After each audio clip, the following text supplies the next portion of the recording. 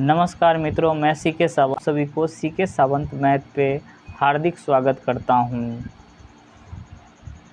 आज हम लोग कक्षा 12 के हिंदी चैप्टर 6 एक पत्र और एक लेख, जो कि क्या है, निबंध है, इसका हम लोग क्वेश्चन और आंसर करेंगे। तो इसके लिए मैं कुछ क्वेश्चनों को लिया हूँ। आइए उन क्वेश्चनों को एक एक करके देखते हैं और समझने का प्रयास करते हैं। तो आज का पहला क्वेश्चन है, विद्यार्थी को राजनीतिक में भाग क्यों लेनी चाहिए। देखिए, विद्यार्थी को राजनीतिक में भाग इसलिए लेना चाहिए क्योंकि कल का बागडोर मतलब कि सत्ता उनके हाथों में लेना है। अगर वे राजनीतिक में भाग नहीं लेते हैं तो आने वाले समय में देश को भाली भांति नहीं संभाल पाएंगे। देखिए, राजनीतिक से क्या होता है, कोई भी कोई भी व्यक्ति देश के जो बागडोर होता है अपने हाथों में लेता है। वही क्या होता है, कि देश में जितना होता है सत्ता का संचालन वही व्यक्ति करता है। जब कि राजनीतिक मुद्दों को नहीं समझ पाएंगे, देश में क्या स्थिति है, तब तक क्या होगा, देश का विकास नहीं हो पाएगा। तो चलिए दूसरा क्वेश्चन समझते हैं। दूसरा क्वेश्चन है, भगत सिंह को विद्यार्थी से क्या अपेक्षाएं हैं। भगत सिंह को विद्यार्थी से क्या अपेक्षाएं हैं। देखिए, भगत सिंह को विद्यार्थी से निम्नलिखित अपेक्षाएं हैं। पहला है कि देश को आज़ाद करने में तन मन धन से सहयोग करे। विद्यार्थी को क्या करना चाहिए, जब देश गुलाम हो, दूसरे के अधीन में हो, उस समय विद्यार्थी को आज़ादी में तन मन और धन से सहयोग करना चाहिए। दूसरा है, विद्यार्थी को अलग अलग रहते हुए भी देश की अस्तित्व की रक्षा करना चाहिए और कर्तव्यों का पालन करे और अपने पढ़ने के साथ साथ राजनीतिक ज्ञान जरूर रखे और ज़रूरत पड़े तो देश के लिए जंग में कूद पड़े। देखिए, देश के किसी क्षेत्र में हो, चाहे किसी भी धर्म के लोग हो, चाहे किसी भी जाति में के लोग हो, लेकिन अब देश का जो अपना अस्तित्व होता है उससे रक्षा करना सभी का कि धर्म होता है और उनके कर्तव्यों का भी पालन करना चाहिए। साथ साथ ही छात्रों को राजनीतिक ज्ञान भी जरूर रखना चाहिए। लेकिन आज के युग में क्या है, छात्र जो है राजनीतिक से दूर है। लेकिन शहीद भगत जी कहते हैं कि छात्रों को राजनीतिक ज्ञान जरूर लेनी चाहिए। अब हम लोग तीसरा क्वेश्चन समझते हैं।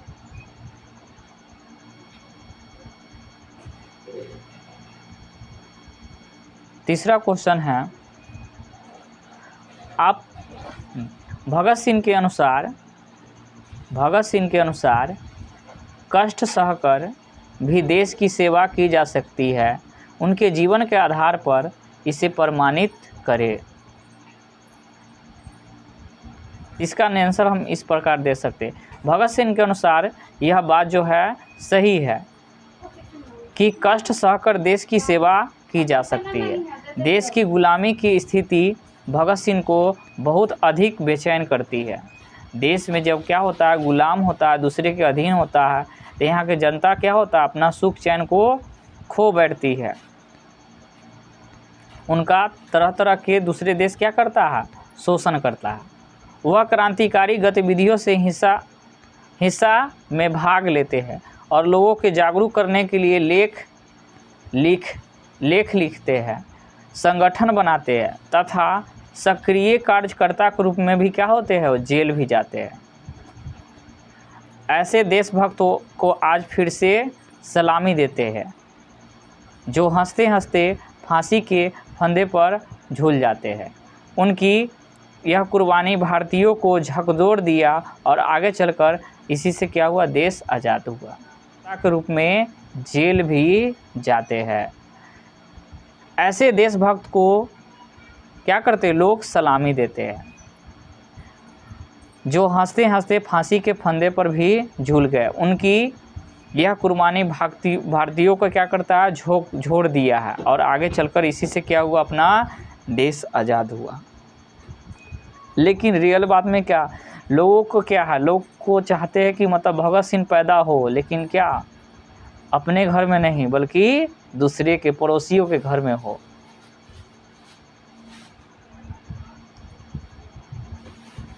क्योंकि अपना लडला प्यारा होता है। चौथा क्वेश्चन, भगत सिंह ने कैसे मृत्यु को सुंदर कहा है। भगत सिंह ने कैसे मृत्यु को सुंदर कहे है कि मृत्यु, जब व्यक्ति को मृत्यु होता है तो उसको सुंदर माना गया। वह आत्महत्या को कायरता कहते हैं। इस संबंध में उनके विचारों को क्या करना है, स्पष्ट करना है।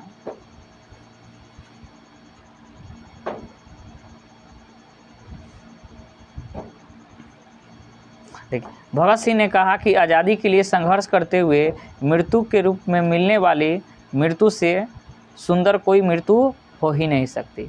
अगर मतलब कि देश गुलाम हो, आज़ादी के आंदोलन हो, क्रांतिकारी हो, उस समय अगर क्रांतिकारियों को कोई भी व्यक्ति को मृत्यु हो जाता है तो क्या उससे मृत्यु कोई दुनिया में सुंदर है ही नहीं है, क्योंकि वह मृत्यु आगे आने वाले पीढ़ियों को आज़ादी के संघर्ष के लिए जुनून पैदा करी। इसी से क्या होता है, लोग जुनून पैदा करता है। अगर आज भगत सिंह क्या हुए, शहीद हो गए, तो उन्हीं को देखकर क्या है, करोड़ों युवा जो है भगत सिंह बनने के लिए तैयार है। वे व्यक्तिगत कष्ट और दुखों को,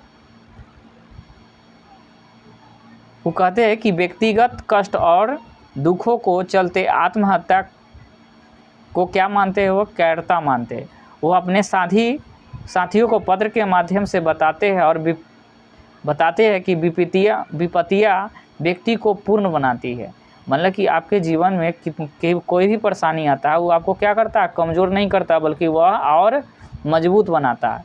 उससे बचने के लिए आत्महत्या का रास्ता चुनना बहुत ही कायरता होती है। देखिए, कभी भी परेशानी आए तो आदमी को परेशानी से लड़ना चाहिए। अगर मान ली कि आत्महत्या कर लेते हैं तो क्या परेशानी खत्म हो जाएगी? नहीं हो पाएगी।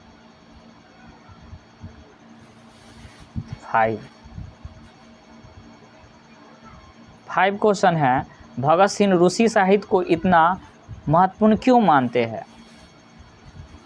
वह क्रांतिकारी को से क्या अपेक्षा रखते हैं? इसका जवाब इस प्रकार दे सकते हैं।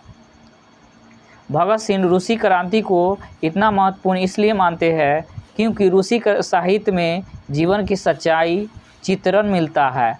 उनकी कहानियों में कष्टमय दृश्य पढ़ने वाले व्यक्ति के अंदर आत्मबल पैदा करता है। देखिए, रूसी साहित्य जो था ना, रूसी साहित्य जो है उसमें अनेकों व्यक्ति का जीवनी लिखा गया। उनके जीवन में कितना कष्टदायी आया, ये सब चीज़ मतलब लिखा गया है। इससे पढ़ने वाले को के अंदर में क्या होता है, आत्मबल पैदा होता है।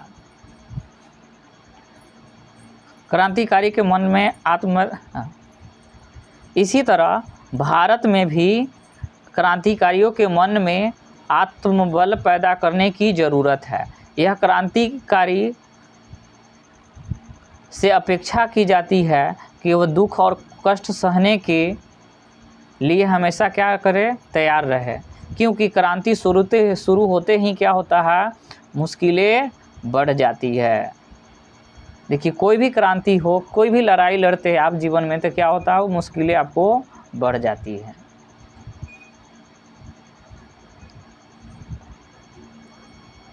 अब नेक्स्ट क्वेश्चन है आपका क्वेश्चन नंबर 6 में क्या करना है, कथनों को अभिप्राय स्पष्ट करना है। कथनों को अभिप्राय स्पष्ट करना है। इसमें 3 कथन है, क ख ग। देखिए, पहला कथन है, मैं आपको बताना चाहता हूँ कि विपत्तियाँ व्यक्ति को पूर्ण बनाने वाली होती है। ये कथन किसका है, शहीद भगत सिंह का है, हमारे चहेते। देखिए, प्रस्तुत पंक्तियाँ भगत सिंह द्वारा रचित पाठ, एक लेख और एक पत्र से ली गई है। भगत सिंह सुखदेव को पत्र लिखते हैं कि विपत्तियाँ मनुष्य को उससे सामना करने के लिए प्रेरित करती है। मनुष्य उन विपत्तियों से दूर करने के उपाय सोचने लगता है। यदि पूरे दिल से सोचने लगे तो वह अपने साथ साथ दूसरे को भी विपत्तियाँ निपटने के लिए क्या करेगा, वह प्रेरित करेगा। और विपत्तियाँ व्यक्ति को क्या करेगा, पूर्णता की ओर ले जाती है। मान लीजिए कि आपके जीवन में कोई भी समस्या आता है, कोई भी परेशानी आता है, कोई भी विपत्ति पड़ता है, वो क्या करता है, आपको मजबूत बनाता है।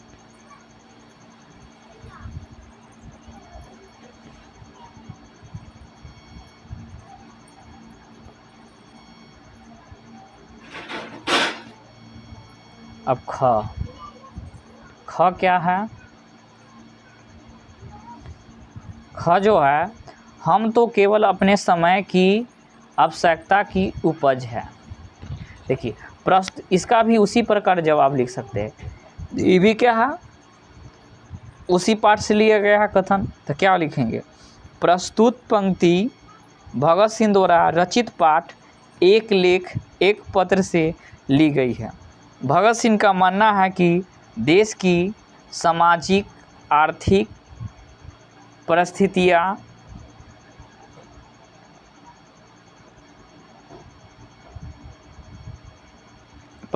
उसे सामाजिक राजनीतिक परिस्थितियों को जन्म देती है।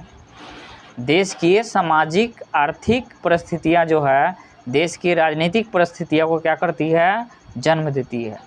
जिस समय देश की सामाजिक आर्थिक परिस्थितियाँ शोषण प्रवृत्ति के होगी, उससे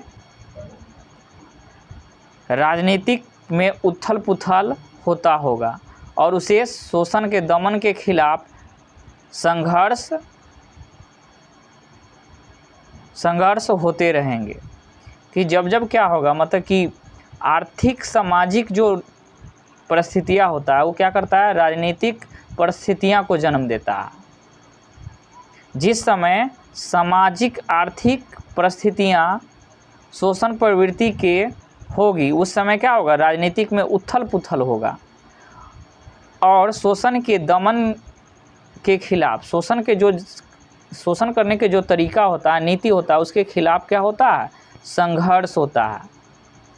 हम जैसे क्रांतिकारी भी क्या होता है, उस समय जन्म लेते हैं। बोलते हैं कि मतलब जब कि देश में क्या होगा, अत्याचार होगा, भ्रष्टाचार होगा, तो उसके खिलाफ क्या होगा, क्रांतिकारी होगा। तब क्रांतिकारी होगा तो क्या भगत सिंह जैसे फिर पैदा लेंगे। अब देखिए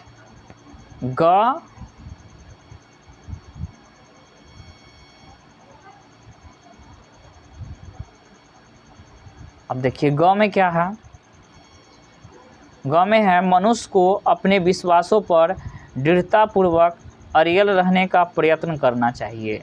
देखिए ये भी स्टेटमेंट जो है, ये भी कथन जो है, मतलब कि एक पत्र और एक लेख से लिया गया है।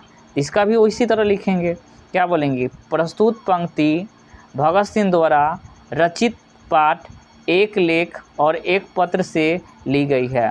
भगत सिंह कहते हैं कि मनुष्य को अपने विश्वासों पर संदेह नहीं करना चाहिए। यानी कि आपका जो विश्वास है उस पर क्या होना चाहिए, आदमी को कायम रहना चाहिए। कोई भी काम कीजिए विश्वास के साथ कीजिए तथा दृढ़तापूर्वक लगातार प्रयास करना चाहिए। अगर एक बार मान लीजिए एक बार उस काम को करते हैं, सफल नहीं होते, फिर क्या कीजिए, फिर कीजिए काम को। ऐसा नहीं कि निराश हो जाइए आप। वे कहते हैं कि जब देश की आज़ादी के लिए अपना कार्य करते थे तो उसे समय अन्य प्रकार की कठिनाइयाँ आया करती थी। अगर उसी कठिनाइयों के डर से अपना कार्य करना बंद कर देंगे तो मानव का तन क्या होगा, व्यर्थ हो जाएगा।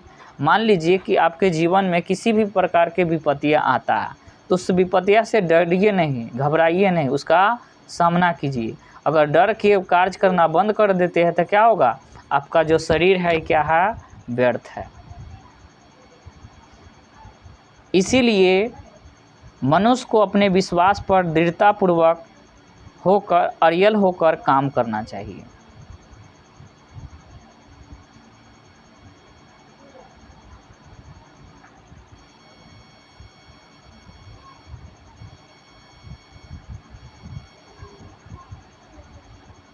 क्वेश्चन नंबर 7 जो है, जब देश का भाग का निर्णय हो रहा हो तो व्यक्ति को भाग को पूर्णतः भुला देना चाहिए।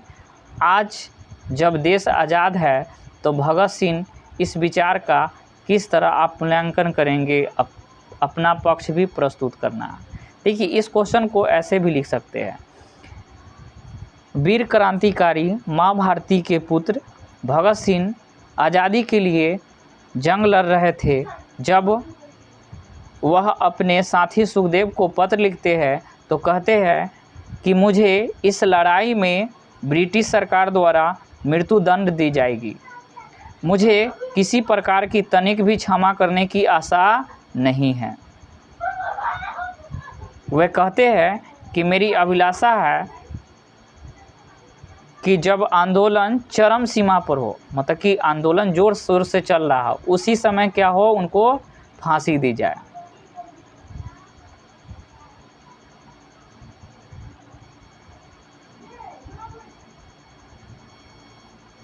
अब नेक्स्ट क्वेश्चन है क्वेश्चन नंबर 8 में क्या है, भगत सिंह ने अपने फांसी के सज़ा के लिए किस समय को इच्छा व्यक्त की, ऐसा समय क्यों चुनते हैं, वे ऐसा समय क्यों चुनते हैं।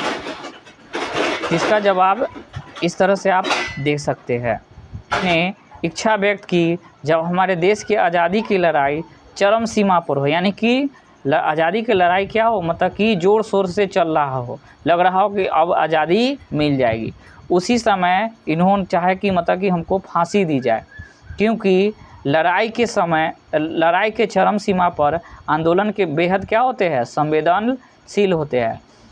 यदि ऐसे समय उन्हें फांसी दी जाए तो आंदोलन को औपचारिक बल मिलेगा और आने वाले समय ब्रिटिश सरकार के खिलाफ विरोध करने में क्या होगा, सहायता मिलेगी।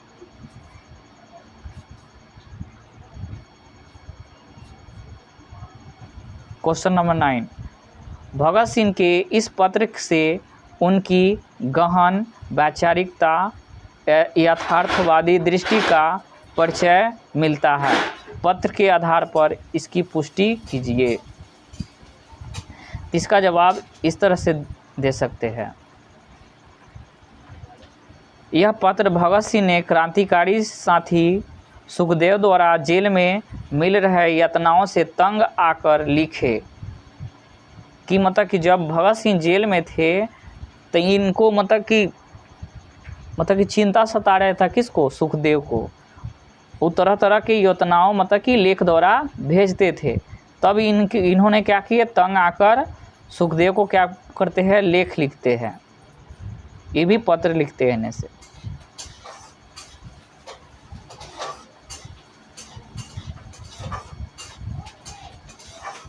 जवाब में पत्र लिखा था। सुखदेव ने बेहद कमज़ोर और भावुकतापूर्ण ढंग से कहा था कि उनको अपनी आज़ादी के संघर्ष में कोई भविष्य दिखाई नहीं देता है। इन यातनाओं से आत्महत्या वो करना चाहते कि अब क्या है, मतलब कि तुम भी मतलब कि फांसी पर चढ़ जाओगे, तुम भी जेल में हो। सुखदेव कहते अब क्या करेंगे हम, ये क्या सुखदेव सोचते कि हम आत्महत्या कर लेंगे। जवाब में भगत सिंह लिखते हैं कि सुख दुख के लिए न तो शुरू होती है और न तो समाप्त होती है, इसमें सामूहिक हित क्या होता है, जुड़ा होता है। इसमें सामूहिक हित क्या होता है, जुड़ा होता है। इस पत्र के माध्यम से भगत सिंह बहुत सभी व्यवहारिक बातों को यथार्थ विचारों को क्या करते हैं, ये बतलाते हैं। तो धन्यवाद। मैं आशा करता हूँ कि आप लोग को मतलब कि अच्छी से समझ में आ जाएगा। आप इसको देखिए और समझिए, बार बार माइंड में इसको रिकॉल कीजिए। एक दो बार देखिएगा तो मतलब दिमाग में बस जाएगा, आप आसानी से एग्ज़ाम में लिख सकते हैं। तो धन्यवाद, मिलते हैं फिर नेक्स्ट वीडियो में।